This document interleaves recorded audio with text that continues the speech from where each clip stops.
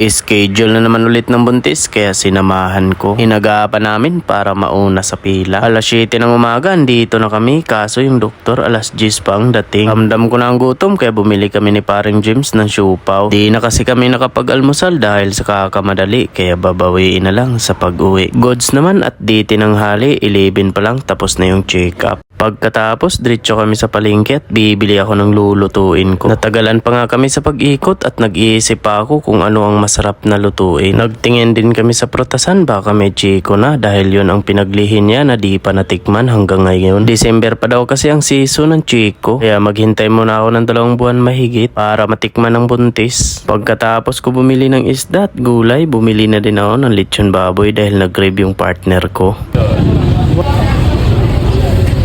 May kasama na din po yung balat? Oo. Hindi naman may kasama balat yan. Ang 1 kilo pala ng lechon ay 1,000 kaya 1/4 yung binili ko, 250. Ang mahal pala, mas mahal pa sa 1 kilong isda. At ito yung 1/4 na nabili namin, ang liit lang talaga. Bumili ako at para matikman lang talaga niya dahil ilang araw na niyang gustong matikman ito. Cellphone ko.